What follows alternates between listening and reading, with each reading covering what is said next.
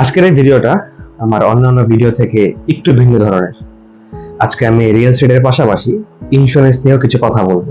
যদিও ইন্স্যুরেন্স কেনা নিয়ে আমাদের সবার মধ্যে একটা অনীহা থেকেই যায়, তবে এই ইন্স্যুরেন্সই কিন্তু আপনার দুঃসময়ে একটা বড় ক্ষতির হাত থেকে আপনাকে বাঁচাতে পারে। যেমন ধরা যাক আমাদের পাশের দেশ ইন্ডিয়াতে স্টুডেন্টরা যখন হায়ার স্টাডিজের জন্য ইউকে, ইউএসএ বা অস্ট্রেলিয়ার মতন বড় বড় দেশে পড়াশোনা করতে যায়, তখন তারা বড় অঙ্কের একটা লোন নেয়, 1 থেকে 2 কোটি টাকার। তখন স্টুডেন্টের বাবা মা তাদের জমি বা ফ্ল্যাটটাকে বন্ধক বা কোলাটেরাল হিসেবে ব্যাংকে রাখে। এরপর যে লোনটা নেয়, লোনটা হয় 8 থেকে 9% রেটে।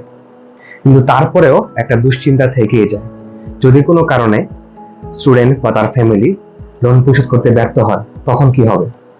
তখন তো ব্যাংক তাদের জমি বা বাড়িটাকে নিয়ে নেবে। So, এই দুশ্চিন্তা থেকে মুক্তি দিতে আসে লোন প্রোটেকশন ইন্স্যুরেন্স। তো লোন প্রোটেকশন ইন্স্যুরেন্সটা কি? আপনার লোনের এগেনস্টে একটা ইন্স্যুরেন্স নেওয়া। যদি কোনো কারণে স্টুডেন্টের ফ্যামিলি লোন পরিশোধ করতে ব্যর্থ হয়, তখন ইন্স্যুরেন্স কোম্পানি তাদের হয়ে লোনটা পরিশোধ করে দেয়। এতে সুবিধা কি?